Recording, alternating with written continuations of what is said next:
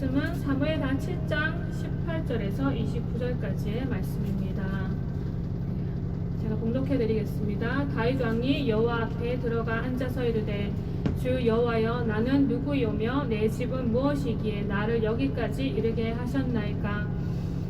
주 여호와여, 주께서 이것을 오히려 적게 여기시고 또 종의 집에 있을 먼 장래 일까지도 말씀하셨나이다. 주 여호와여, 이것이 사람의 법이니이다. 주 여호와는 주의 종을 아시오니 다윗이 다시 주께 무슨 말씀을 하오리이까?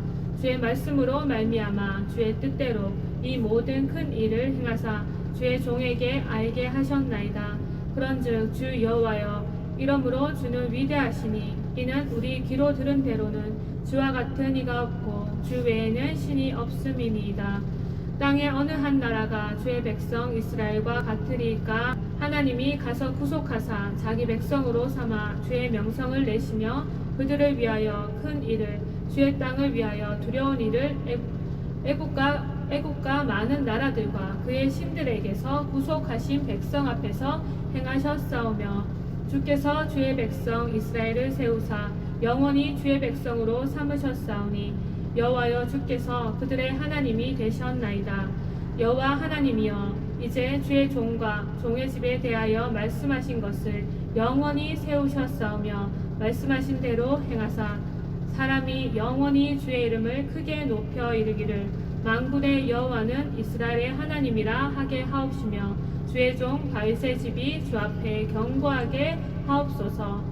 만군의 여호와 이스라엘의 하나님이여, 주의 종의 귀를 여시고 이르시기를 내가 너를 위하여 집을 세우리라 하셨으므로 주의 종이 이 기도로 주께 간구할 마음이 생겼나이다.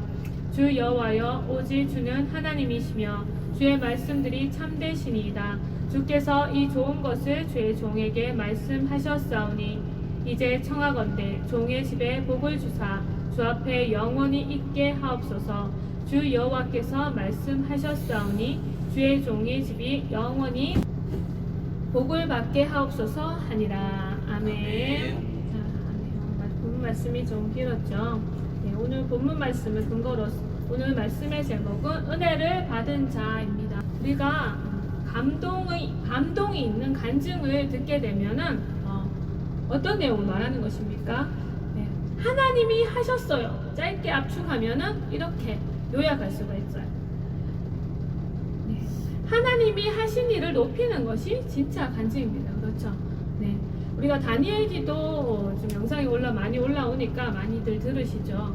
보면 다 자신은 아무것도 한 것이 없는데 하나님께서 이루어 주셨다. 그렇게 간증할 때 많은 사람들에게 정말 은혜가 되고 위로가 되고 소망이 됩니다.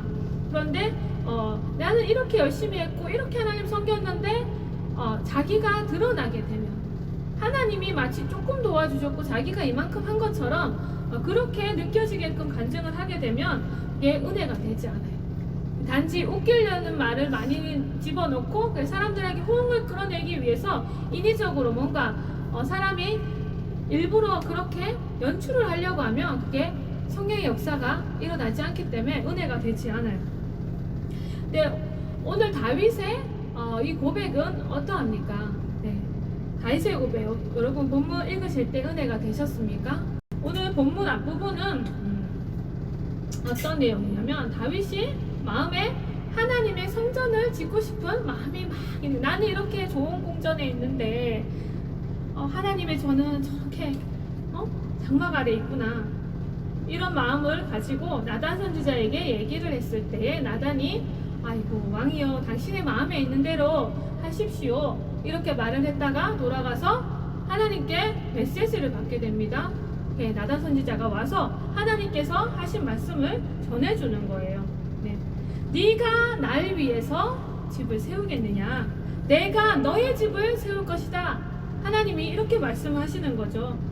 다윗이 너무 예뻐서 막 축복하시는 말씀을 쭉 하시잖아요. 오늘 읽은 본문은 바로 그 다음에 이어지는 내용입니다. 이렇게 하나님의 말씀을 전해 듣고 마음이 너무나 감격해서 하나님 앞에 다시 다윗이 고백하는 내용이 아까 읽은 본문 말씀인 거예요. 네. 다윗 왕이 여호와 앞에 들어가 앉아서 이르되 주 여호와여 나는 누구이오며 내 집은 무엇이기에 나를 여기까지 이르게 하셨나이까. 네. 이 부분을 읽으면 우리가 어떤 생각이 나십니까? 내가 뭔데 나를 이처럼 사랑하셔서 주님 나를 위해서 어떻게 십자가의 그 고통을 참으셨습니까? 우리가 십자가의 그 은혜를 경험했을 때 눈물이 막 콸콸 쏟아지면서 내가 뭐라고 하나님 나를 위해서 죽으셨습니까? 그런 고백을 하잖아요. 그렇죠? 여러분 그런 고백 하셨었죠? 네.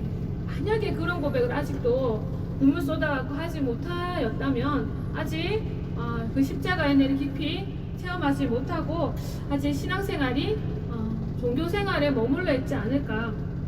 네. 이 십자가의 은혜는 그냥 머리로 그냥 이해하는 것이 아니에요. 그죠? 우리를 위해서 죽으신 주님이 그 사랑이 깨달아져서 그 앞에 엎드려지는 거죠. 그 앞에 펑펑 울 수밖에 없게 되는 거죠.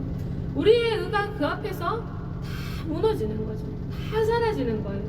어떻게 십자가의 은혜 앞에 우리가 어떤 것 행함을 자랑할 수가 있겠습니까? 그죠? 어떻게 그 은혜 앞에 무슨 말을 우리가 할 수가 있겠어요?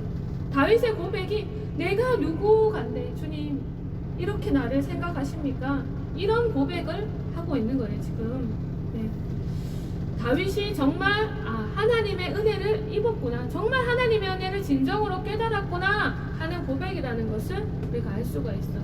근데 만일 다윗이 이렇게 고백하지 않고 이렇게 고백을 했다고 한번 생각해 보세요. 사람들 앞에서 간증을 합니다. 다윗이 여러분 저 잘 아시죠? 제가 바로 그 유명한 다윗입니다. 예. 골리앗 장수 앞에 내가 용감하게 맞서 싸운 그 골리앗을 물리친 그 장수입니다. 그 소년, 내가 그것도 소년 시절에 그 큰 거인 골리앗을 물리친 그 사람이 아니겠습니까?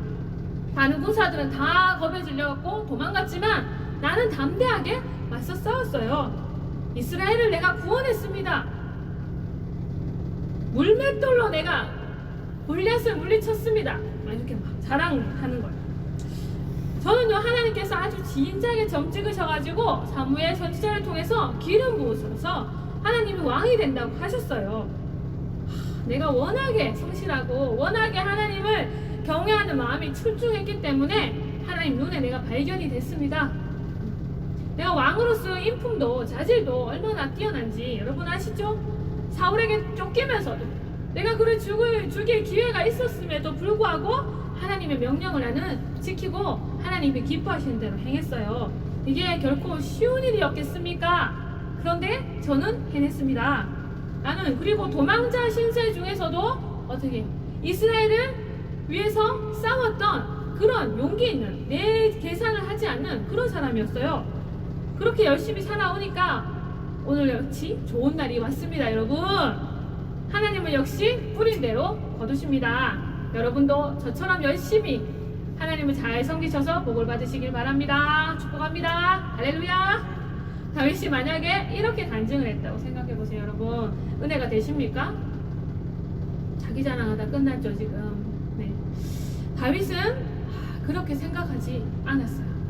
다윗은 나단 선지자가 전해준 하나님의 말씀을 듣고 감격해서 주님 앞으로 나아가서 오늘 본문과 같이 고백을 한 거예요. 제가 다시 한번 읽어드리겠습니다. 주 여호와 나는 누구이오며 내 집은 무엇이기에 나를 여기까지 이르게 하셨나이까. 주 여호와여 주께서 이것을 오히려 적게 여기시고 또 종의 집에 있을 먼 장래일까지도 말씀하셨나이다. 주 여호와는 주의 종을 아시오니 다윗이 다시 주께 무슨 말씀을 하오리이까. 그런즉 주 여호와여 이러므로 주는 위대하시니 이는 우리의 귀로 들은 대로는 주와 같은 이가 없고 주 외에는 신이 없음이니이다. 다윗은 전적인 하나님의 은혜를 높이고 찬양하고 있습니다. 네. 자신의 노력이나 은하 이런 것들 그런 생각이 전혀 없어요. 은혜를 진짜 은혜를 받았다면 이런 모습인 거예요. 그렇죠? 여러분의 고백은 어떠십니까? 나의 나된 것이 하나님의 은혜인 것으로 정말 진정으로 고백하고 계십니까? 네. 나는 진짜 하나님의 은혜가 아니었으면 지옥에 예약된 사람이다. 하나님이 안 건져주셨으면 이 죄덩어리 이 어떡할 뻔했냐. 저는 회개 기도할 때 정말 감사해요. 아니 이렇게 못나고 이렇게 못되고 이런 죄를 반복하는데도 하나님 어떻게 여전히 사랑하실 수가 있죠? 이런 죄인에게 어떻게 먼저 찾아오셔서 먼저 나를 사랑하실 수가 있죠? 정말 이해할 수가 없고 너무나도 크신 은혜에 어떻게 우리가 몸둘 바를 모르게 되는 거예요. 오직 하나님의 은혜만 남게 되는 것입니다. 진짜 은혜를 깨달은 사람. 그렇죠. 네. 이렇게 전심으로 고백할 수밖에 없는 것이죠. 네. 다윗은 또 이렇게 고백합니다. 29절. 이제 청하건대 종의 집에 복을 주사 주 앞에 영원히 있게 하옵소서. 주 여호와께서 말씀하셨사오니 주의 종의 집이 영원히 복을 받게 하옵소서 하니라. 다윗이 어떻게 얘기합니까? 시구하면서 하나님이 말씀하신 그 복을 넙죽 받겠다고 지금 말을 합니다. 또 영원히 그 복을 받게 해달라고 또 간청을 합니다. 아이고 하나님 너무 가분합니다. 뭘 그렇게까지 하십니까? 저는 그런 자격이 없습니다. 이렇게 말하지 않아요. 어떤 태도라고 보여지십니까? 하나님은요 마음껏 복 주기를 원하시는 그 하나님이세요. 다윗의 아버지십니다. 근데 그것을 그 아버지의 마음을 헤아리고 잘 받아주는 효자의 모습 아닙니까? 네. 여러분 생각해보세요. 아버지가 유산을 아들에게 상속해 주니까 아들이 아버지에게 아버지 제가 뭐라고 이걸 저한테 주십니까? 아이고 평생 모으신 재산을 왜 저한테 주십니까? 아이고 너무 가분합니다. 이런 아들이 있나요? 네. 만약에 아들이 이렇게 얘기하면 아버지가 기분이 좋을까요? 어떨까요? 네가 네 분수를 아는구나 그러겠어요 아버지가? 아이고 이 겸손한 놈일세 이렇게 칭찬해 줄까요? 아버지라면 보고 사랑하는 아들을 보고 어떻게 합니까? 진짜 아버지와의 그 아들과의 관계가 친밀하면요 당당하게 받는 거예요. 안 그렇습니까? 당당하게 받아갖고 얘가 아버지 이름 먹칠하지 않고 좋은 일 하면서 성실하게 받은 유산을 잘 사용하겠습니다. 이렇게 해야잖아요. 그쵸? 진짜 아들이라면. 여기서 우리가 중요한 교훈을 마음에 새기기를 원합니다. 우리가 하나님의 사랑을 제한하려는 가짜 겸손에 속으면 안 되는 거예요. 가짜 겸손. 주시면 감격해서 감사하고 받아서 누리는 게 자녀된 도리예요. 어떤 귀한 약속의 말씀을 받았어요. 그러면 하나님 저는 그런 그릇이 못 됩니다. 그 약속을 막 거두어 주십시오. 다른 사람에게 주십시오. 누가 보면은 뭐 잘못 이해하면은 겸손한 사람인 것처럼 보여지죠. 안 그렇습니까? 모세에게 하나님 찾아가셔서 네 백성을 보내내라. 내가 너를 세우겠다. 그런데 아이고 다른 사람 보내십시오. 저는 그럴 만한 사람이 못 됩니다. 저는 애굽에서 도망쳐온 사람이죠. 이런 마음이 가득한 거예요. 하나님께서 그걸 어떻게 보셨습니까? 아이고 겸손하구나 칭찬하셨어요. 계속 거듭 못 간다고 하니까 하나님 어떻게 하셨어요? 역정을 내셨습니다. 그죠? 하나님 앞에 자기의 어떠함을 주장하는 것은 겸손이 아닙니다. 하나님 우리 잘난 거 보고 쓰시거나 우리가 의로워서 쓰시거나 그런 건 아니죠. 하나님이시기 때문에 은혜로 우리를 불러주시는 거예요. 자격이 있어서가 아니라 은혜가 자격이 있는 자에게 주어지는 것이 아니죠. 하나님의 은혜는 은혜인 것이에요.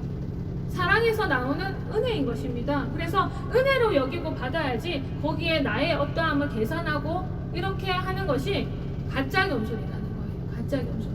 자기 자격을 갖출 수가 있나요? 우리가 하나님 앞에?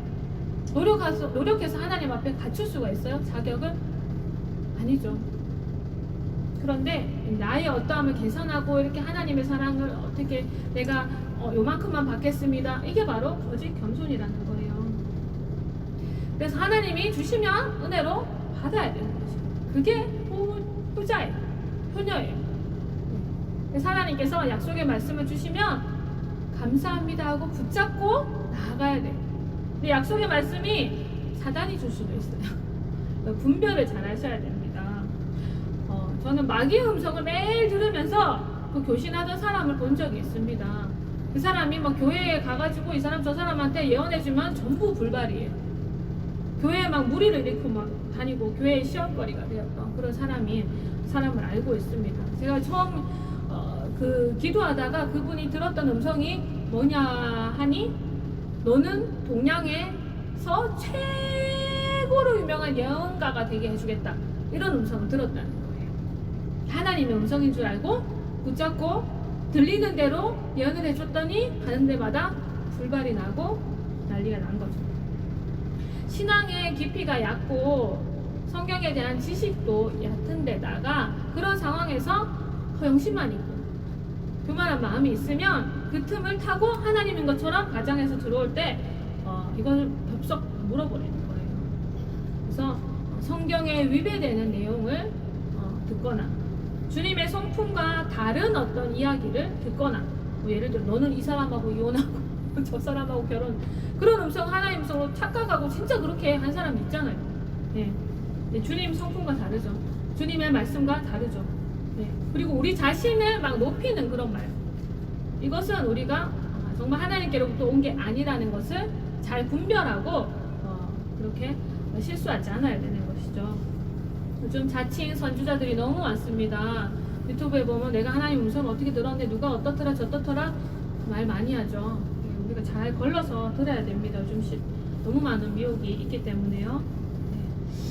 네, 다윗은 어쨌거나 이렇게 하나님의 주시는 약속을 하나님의 말씀을 아멘하고 감사함으로 감격함으로 받았던 이유가 하나님과의 다윗과의 관계가 친밀했기 때문에 그것을 그렇게 받을 수가 있었다는 것이에요. 네, 하나님이 하나님의 마음을 받아들이는 거죠. 이심전심 하나님의 마음을 알고 알아주는 그런 자녀가 된 것이죠. 친밀하게 동행하지 않으면 이것이 어색하고 힘들고 아이고 왜 그러시죠? 이렇게 되는 것이죠. 네. 그래서 다윗은 어딜 가나 하나님께서 이기게 하셨습니다. 은혜를 받은 자, 그 은혜를 누리는 다윗의 모습, 사무엘하 8장 6절 보면 다윗이 다메섹 아람의 수비대를 두매 아람 사람이 다윗의 종이 되어 조공을 바치니라. 다윗이 어디로 가든지 여호와께서 이기게 하시니라. 다윗이 주님의 영광을 위해서 이기는 자가 되었습니다. 하나님의 영광을 드러내고 이기는 자가 되었습니다. 하나님은 마음껏 다윗에게 은혜를 주시고 축복을 하셨죠. 네. 이렇게 다윗은 은혜를 받으면서 승승장구합니다. 네. 또 오늘 우리 본문을 통해서는 그 본문 이후에 계속 이어지는 내용을 제가 다룰 건데요. 네. 다윗을 통해서 은혜 받은 자의 모습이 어떤가, 그것을 더 나눠보자면, 네. 자신의 의가 아니라 전적으로 하나님의 의로 자기가 이렇게 좋은 위치에 있다는 것, 이 모든 것을 누리고 있다는 것을 깨달으면 거기서 그치지 않고 더 나아갑니다. 어디로 나아가는지 성경은 보여주고 있습니다. 네, 은혜를 받은 사람은 그 은혜를 누구한테 흘려보내요? 다른 사람에게 흘려보내죠.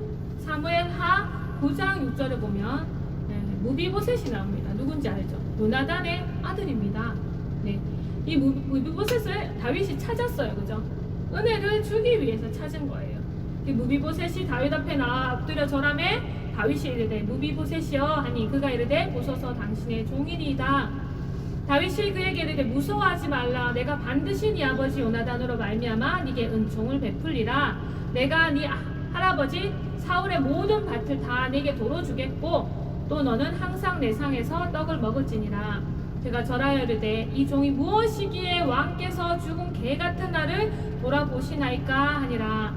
왕이 사울의 시종 시바를 불러 그에게 이르되 사울과 그의 온 집에 속한 것은 내가 다 네 주인의 아들에게 주었노니 너와 네 아들들과 네 종들은 그를 위하여 땅을 갈고 거두어 네 주인의 아들에게 양식을 대주어 먹게 하라.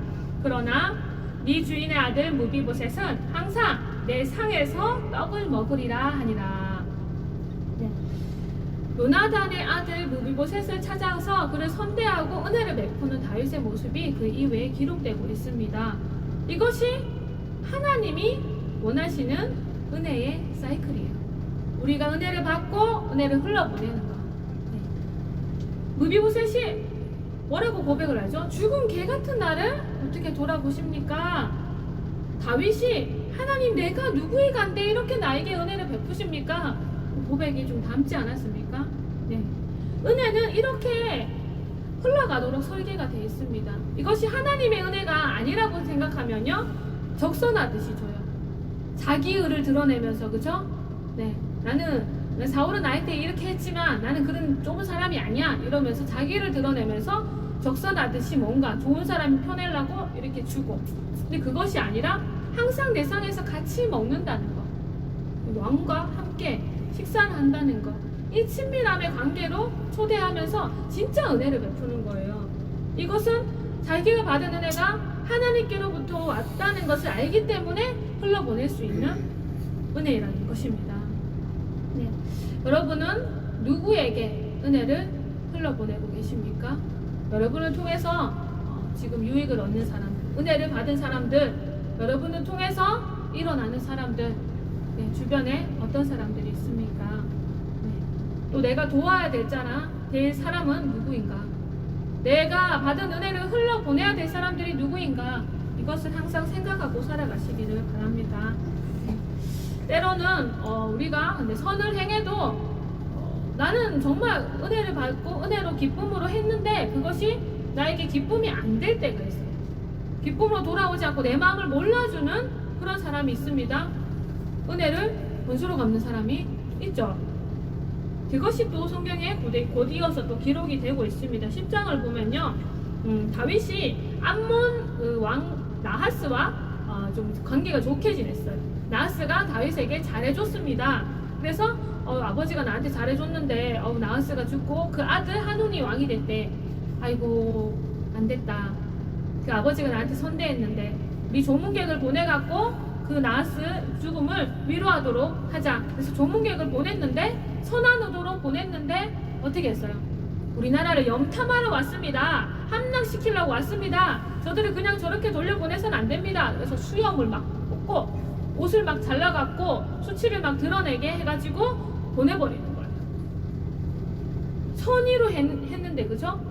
선의로 행했는데 어떻게 됐어요? 돌아오는 것이 악으로 돌아온 것이에요. 그런데 하나님께서 어떻게 하셨나 보십시다. 하나님이 어떻게 하셨냐면 전쟁이 이제 났죠. 전쟁의 빌미를 제공한 거예요. 암몬이 전쟁을 하게 됐는데 암몬이 자기가 도둑이 제발 저래요. 아이고 저거 가만 놔두면 약이 올랐다. 이게 우리를 침공해 올 거다. 우리 확실하게 이기기 위해서 아람 사람을 연합해갖고 쓰는 거예요. 전쟁에 군사로. 그래갖고 아람하고 암몬하고 연합을 해가지고 덤벼요. 이스라엘한테 막 싸우자고 쳐들어오니까 어떻게 돼요? 하나님 어떻게 하셨죠? 하나님이 완전히 박살을 내요. 완전히 승리하게 하셔가지고 암몬 사람도 박살이 났지만 아람 사람들이 혼쭐이 와서 다시는 우리 아람 전쟁에 끼어들지 말자 이런 마음을 막 가지고 두 나라가 막 조공을 하는 거예요. 이스라엘. 하나님이 조공을 바치는 신세로 그 암몬을 낮춰버립니다. 하나님 이런 하나님이에요. 그러니까 우리는 선으로 행하면 악으로 돌아온다 할지라도 결국에는 어떻게 해요? 하나님이 합력하여 선을 이루게 하세요. 하나님이 결국 우리에게 유익이 되게 하신다는 것이에요. 그래서 하나님을 바라보고 우리가 선을 행하는 거예요. 은혜를 흘려보내는 거예요. 우선 그 사람을 통해서 다시 뭔가 유익이 돌아오지 않는다 할지라도 우리의 마음을 선의를 이해해주지 않는다 할지라도 우리의 선행 하나님이 다 기억하십니다. 그래서 우리는 흘러보내는 사람이 되면 우리 의무를 다하는 거예요. 그죠? 나머지는 하나님이 알아서 하시는 거예요. 믿습니까? 네. 은혜를 흘러보내시기를 축복합니다. 네. 또 성경이 얼마나 세미한지 다윗의 삶을 통해서 은혜가 어떻게 흘러가고 어떻게 이게 다 보여지고 있어요. 네. 은혜를 흘려보내는 다윗 이야기가 나왔다면 그 다음에는 은혜를 놓치는 다윗의 이야기가 또 나옵니다. 11장을 보면요. 여러분이 다 짐작하는 사건이 나옵니다. 뭡니까? 밧세바 사건이 일어나죠. 이 다윗이 유부녀와 간통한 사건이고 또 그 사건을 은폐하기 위해서 청부살인, 전쟁터에서 일부러 죽이게 하는 그런 살인 사건을 저지르는 그런 사건이, 끔찍한 사건이 일어나죠. 다윗이 워낙 혈기가 왕성해갖고 성욕을 절제하지 못해갖고 어느 날 갑자기 이런 일이 생겨났을까요? 절제할 수 없는 성욕이란 없습니다. 그죠? 또 병이 있지 않아요. 정신적으로 문제가 있지는 않은 한. 근데 다윗이 그런 성도착증 뭐 그런 사람이 아닙니다. 어느 날 갑자기 뭔가 막 이렇게 막 육정을 못 이겨갖고 이런 일이 일어나지 않았어요. 왜냐하면 다윗은 하나님의 사람이거든요. 하나님의 사람이었거든요. 근데 이런 일을 갑자기 저지르는 사람이 아니라는 거예요. 하나님과 계속해서 친밀하게 동행했던 요셉은요, 보디발의 그 아내의 유혹에 어떻게 넘어가지 않고 피함으로 범죄하지 않았어요. 그죠? 범죄할 수 있는 상황에서 범죄하지 않았습니다. 요셉은 하나님과 동행했기 때문에 내가 하나님 앞에서 이럴 수 없어 이렇게 말했잖아요. 그런데 다윗은 적극적으로 범행을 저지릅니다. 그죠? 알아보니까 유부녀인 거 알면서도 궁으로 데리고 왔습니다. 자기가 취하지 않아야 될 사람인 것을 왜 몰랐을까요? 그죠? 아는데도 내가 왕이니까 하면서 합리화를 하면서 데리고 왔어요. 그리고 그 남편인 우리아를 임신했다는 소식이 들리고 나서 자기 씨가 아닌 것으로 감추기 위해서 우리와 다시 일부러 불러들어가지고 또 동침하게 하려고 했는데 우리아가 너무 충신이라서 이렇게 전쟁 중에 내가 한가하게 그럴 수 없습니다. 자기 집에 안 들어가잖아요. 그래서 자기네 계획이 실패하니까 안 된다. 완전 이 사건을 은폐하기 위해서 우리아를 죽여야겠다. 전쟁터로 보내서 일부러 제일 위험한 곳에 가가지고 우리아를 죽도록 그렇게 계획을 짜가지고 그것을 그대로 실행을 해버리죠. 이런 과정이 머리를 많이 썼어요. 그렇죠? 이 과정이 갑자기 일어난 일이라 어쩌다 보니까 아닙니다. 악한 쪽으로 머리를 막 썼어요. 그런데도 자신의 잘못이 정말 죄라는 것을 하나님 앞에 죄라는 것을 깨닫고 있었나요? 못 깨달았어요. 나단 선지자가 와서 지적을 할 때까지 다윗은 그 죄에 대해서 철저히 회개하거나 후회하고 이런 모습이 전혀 보이지 않습니다. 나단 선지자가 말했을 때에 비유로 말했잖아요. 처음에 자기 얘기하는 줄도 몰라요. 그 사람은 죽어야 될 자야. 왕이여, 바로 당신이 그 사람입니다. 그때 장창 무너진 거예요. 그때까지, 그 전까지만 해도 자신의 잘못을 깨닫지 못할 만큼 그 영적인 상태가 굉장히 무뎌져 있었다는 것을 우리가 유추해 볼 수가 있어요. 왕으로서 권세를 마음껏 누리고 뽐내고, 네? 이렇게 편안한 삶을 살면서 죄에 대해서 무뎌져 있던 모습을 볼 수가 있습니다. 원래 왕은 아무 여자나 취할 수 있다는 그런 문화가 있잖아요. 그러니까 거기에 합리하면서 하나님 앞에서 이 죄를 생각하지 않고 그냥 왕으로서 편안하고 풍족한 삶을 누리고 권세를 그냥 누리고 있었던 거예요. 네. 원래는 극심한 환난 가운데서 하나님을 굉장히 경외하면서 그 모든 고난을 이겨냈던 다윗이었죠. 그런데 평안해지고 나니까 하나님이 주셨던 은혜가 당연한 것처럼 여겨집니다. 부하들이 치열하게 전투를 하고 있으면 왕이 출전을 못해도, 그죠? 거기서 승전보를 가지고 돌아올 때까지 하나님께 막 매달려서 기도를 하든지 자기 스스로 절제하면서 평안한 삶을 좀 절제를 하고 있어야 되잖아요. 이게 원래 왕으로서 도리 아닙니까? 네. 그런데 하나님이 어디로 가든 막 이기게 하시니까 이번 전쟁도 이기겠지 이렇게 쉽게 생각하는 거예요. 그러니까 하나님이 은혜를 베푸셔야 이기는데 그 은혜가 당연한 것처럼 이제 여겨버리는 거예요. 당연히 이기겠지 내가 걱정 안 해도 당연히 잘 싸우고 오겠지 승리조차 당연하다라는 생각을 하고 있었던 것입니다. 우리가 일어나는 모든 일들, 어제 하루 잘 우리가 보내고 사고 없이 무사히 집에 돌아온 거 당연한 게 아닌데 우리가 깨어있지 못하면 그거 은혜인데 은혜가 아니라 그냥 당연한 것처럼 여기는 다윗이 일어나는 모든 사건 속에서 계속되는 승리가 당연한 것처럼 처음에는 하나님 감사합니다 그러면서 나중에 그게 무뎌진 거예요. 하나님이 은혜를 당연시하게 되면서 영적인 상태가 무뎌진 거죠. 영적인 잠을 자게 되는. 그래서 이런 범죄를 저지르면서도 과거의 다윗과 같으면 생각할 수 없는 일이 일어나는데도 자기가 행했음에도 불구하고 그 죄조차 제대로 깨닫지 못하고 인식하지 못하고 있었던 그만큼 무뎌졌던 다윗을 우리가 보게 됩니다. 이게 은혜 속에 자만해지면 다윗이 그렇게 넘어지는 거예요. 다윗이 그렇게 넘어지는데 우리가 다윗보다 영성이 뛰어났습니까? 그죠? 언제 그 다윗보다 뛰어난 적이 있습니까? 우리가? 다윗이 이렇게 넘어졌다면 우리는 더 많이 넘어지겠죠. 영적인 상태가 나태해지면은 죄에 대해서 관대해지죠. 죄에 대해서 문빗장을 열어놓고 있는 거예요. 다윗이 원래 여자들을 좀 좋아했습니다. 그죠? 부인이 많았잖아요. 성령 충만한 사람이었는데도 부인이 많았잖아요. 우리가 그 어떤 것들을 좋아하고, 다윗은 여자를 좋아해요. 우리가 어떤 것을 좋아하고 있으면, 되게 좋아하고 있으면 그것이 충만하지 않으면 우리에게 죄로 끌고 들어가는 그런 길이 됩니다. 그죠? 죄 짓는 통로가 되어버리죠. 다윗에게 그 여인들은 그랬어요. 그래서 무뎌진 상태에서는 하나님이 허락하시지 않은 여인을 범하는 그런 죄에 빠지고 결국에는 살인죄까지 빠지게 되는 그런 일들이 일어난 거예요. 하나님의 은혜를 놓치고만 다윗의 모습을 보게 되었습니다. 네. 이후로 다윗이 또 얼마나 하나님이 징계 가운데 그 집에 비바람이 불잖아요. 너무나도 참혹한 일들이 막 일어나잖아요. 네. 그래서 우리는 하나님의 은혜를 정말 헛되이 받지 않고 은혜가 은혜인 줄 잘 알고 감사하는 마음으로 살아야 된다는 거예요. 따라해 보겠습니다. 하나님의 은혜를 헛되이 받지 말자. 또 따라해 보겠습니다. 하나님의 은혜를 놓치지 말자.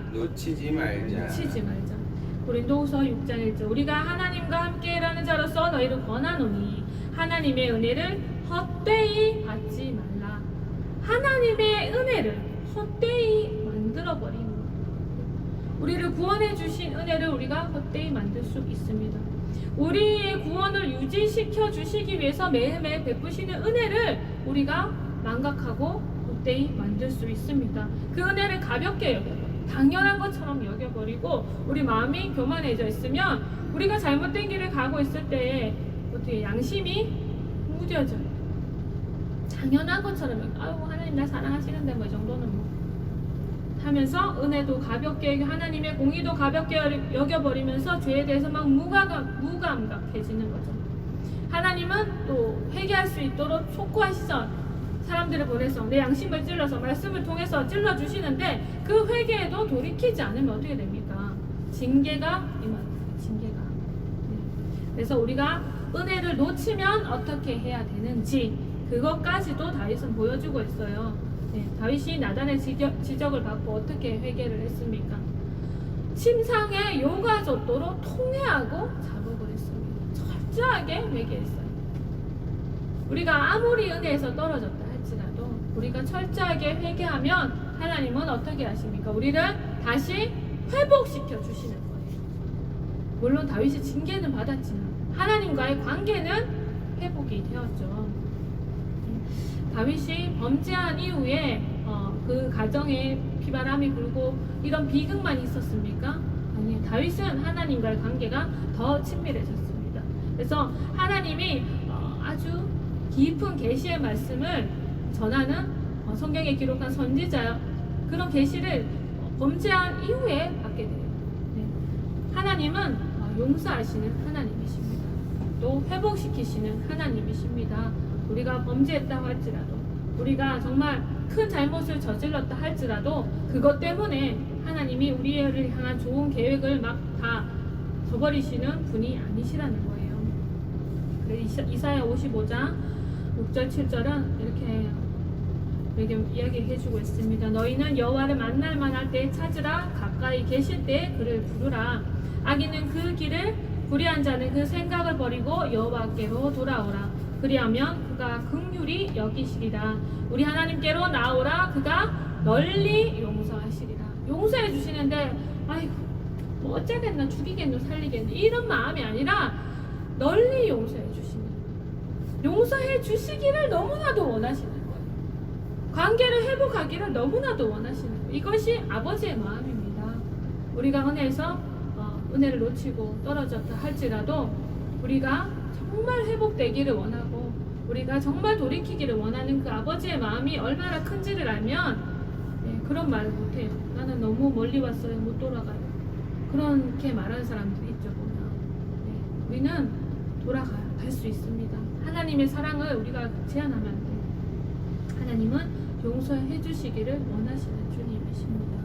그래서 이브리서 4장 16절에도 이렇게 기록하고 있죠. 그러므로 우리는 긍휼하심을 받고 때를 따라 돕는 은혜를 얻기 위하여 은혜의 보좌 앞에 담대히 나아갈 것이다.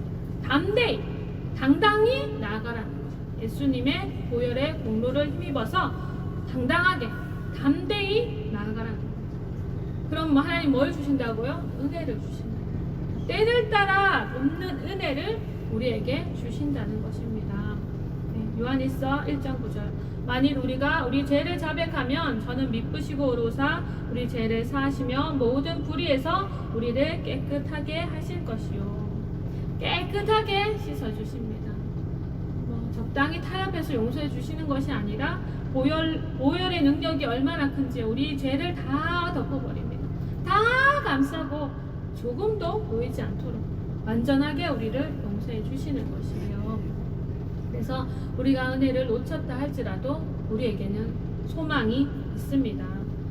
우리가 어떻게 행해야 되는지 여러분 들으셨죠? 은혜의 보좌로 어떻게 해요? 담대히 당당히 나아가셔서 하나님 앞에 모든 것을 다 잡아가고 회개하면 됩니다. 주님의 그 십자가의 공로 때문에 가능한 거예요. 우리는 용서해 주시는 은혜를 또 누리게 되고 또 그 은혜를 또 어떻게 또 흘러보내는 거예요. 우리가 용서받았으니까 우리에게 아픔을 주고 고통을 주고 상처를 줬던 사람들을 또 용서하는 그런 사람으로 살아가게 되는 거예요. 오늘 하나님의 은혜를 받은 자에 대해서 다윗의 이야기를 통해서 여러분의 말씀을 전했습니다. 말씀을 이제 정리합니다. 여러분이 정말 다윗이 고백하는 것처럼 하나님의 깊은 은혜를 깨닫고 머리로 그냥 하나님 난 주님 없으면 아무것도 안 돼 머리로 고백하고 입술로만 고백하는 것이 아니라 진짜 은혜 받은 사람답게 내가 무엇이간데 주님이 나를 이처럼 사랑해 주셨습니까? 내가 무엇이간데 십자가를 예수님이 지셨습니까? 그 은혜 깊이 깨닫고 그 은혜를 어떻게 해요? 흘러보내는 사람들이 되시기를 축복합니다. 또 그 은혜를 행여나 놓쳤다 할지라도 그것을 또 회복할 수 있도록 하나님 앞에 그 은혜의 보좌에 담대히 나아가서 그 은혜를 회복하는 여러분 되시기를 축복합니다. 그래서 은혜를 고백하고 깨닫고 또 마음껏 누리고 흘러보내고 그렇게 우리가 은혜 속에 살아가는 우리 모두가 되기를 축복합니다. 오늘 말씀을 생각하면서 함께 기도하겠습니다. 내가 입술로 고백하지 않았습니까? 하나님의 그 큰 사랑과 은혜 당연한 것처럼 여기지 않았습니까? 하나님이 도우시지 않으셨다면 나는 지금 이 자리에 있지도 못하고 정말 지옥에 빠졌을 그런 죄인인데 주님이 살려주셨어요. 전심으로 감사함으로 고백하고 하나님이 우리에게 주시는 은혜들을 누리고 감사하고 그것을 기꺼이 흘러보내고 그렇게 하나님 앞에 은혜로 살아가는 저희들이 되기를 원합니다. 하나님 아버지 감사드립니다. 아버지 우리는 늘 감사합니다. 주님의 은혜입니다. 아버지 고백은 하지만 정말 아버지 그 은혜에 젖어서 때로는 당연한 것처럼 여기지 않습니까? 때로는 당연한 것처럼 아버지 습관적으로 고백하지 않습니까? 하나님 우리를 위해서 아버지 몸을 찢으시고 아버지 피를 흘리신 아버지 그 사랑 때문에 아버지 우리가 구원을 받았는데 우리가 그 큰 사랑을 받았는데 아버지 이것을 감사하며 감격하며 살아갑니까? 아버지 우리가 그 큰 사랑을 받았음에도 아버지 우리가 아버지 이웃을 사랑하는 것 아버지 우리가 인색할 때가 있고 아버지 마음을 다해서 그 은혜를 아버지 흘려보내지 못하고 아버지 계산할 때는 또 얼마나 많습니까? 하나님 아버지 우리를 아버지 죄인 되었을 때 아버지 찾아와 주신 그 사랑을 생각할 때에 아버지 우리가 미워할 사람이 누구 있습니까? 아버지 우리 용서받지 못할 사람이 어디 있습니까? 우리가 섬기지 못할 사람이 어디 있습니까? 하나님 아버지 우리가 주님의 형상을 담고 아버지 주님의 은혜에 아버지 합당한 자로서 하나님 아버지 그 은혜를 흘러보내는 사람들이 되기를 원합니다. 우리가 잘나서 사랑받은 것도 아니고 우리가 의로워서 주님 앞에 구원받은 것도 아닌데 하나님 아직 구원받지 못한 많은 사람들에게 우리는 어떻게 대하고 있습니까? 아버지 조건 없이 아버지 사랑하신 아버지 그 사랑을 아버지 우리가 마음껏 흘러보내게 하여 주시옵소서. 아버지 이 땅의 교회들이 아버지 주님의 성도들이 아버지여 주님의 그 마음을 깨달아 아버지 그 사랑을 아버지 흘러보내서 아버지 이 땅의 구석구석 상처나고 아파하고 아버지 방황하고 아버지 고통하고 있는 많은 사람들에게 예수님의 사랑이 아버지 증거되게 하여 주시옵소서. 하나님 아버지 그 은혜 속에 우리가 살아가기를 원합니다. 하나님의 자녀로서의 하나님 아버지 그 크신 은혜와 아버지 축복을 누리며 감사하며 감격하며 아버지 살아가게 하시고 행여나 우리의 마음이 굳어져 있다면 하나님 아버지 이 마음이 아버지 주님 앞에 아버지 회개의 아버지의 기도로 하나님 앞에 절제하게 낮아지는 아버지에게 은혜로 하나님 아버지 다시 부드러운 마음밭이 되고 하나님과의 관계를 온전히 회복하여서 하나님의 은혜가 떠나지 아니하도록 하나님 아버지 지킬 수 있는 아버지 정말 그런 아버지 믿음의 사람으로 살아갈 수 있도록 우리를 붙들어 주시옵소서. 아버지 우리 연약함을 아시는 주님, 우리 완악함을 아시는 주님, 늘 말씀으로 일깨워 주시니 감사드립니다. 아버지 말씀대로 아버지 은혜 아버지 받은 자답게 살아갈 수 있는 아버지 이 한 주가 또 되게 하여 주시옵소서. 아버지 평생의 주님의 은혜인 줄 알고 아버지 겸손히 살아갈 수 있는 우리가 되게 하여 주시옵소서. 오늘 함께 하신 주님 감사를 드리며 예수님의 이름으로 기도드립니다. 아멘. 내가 누려왔던 모든 것들이 내가 지나왔던 모든 시간이 내가 걸어왔던 모든 순간이 당연한 건 아니라 은혜였소. 아침에 가 뜨고 저녁에 노을 봄의 꽃향기와 가을의 열매 변하는 계절의 모든 순간이 당연한 건 아니라 은혜였소. 모든 것이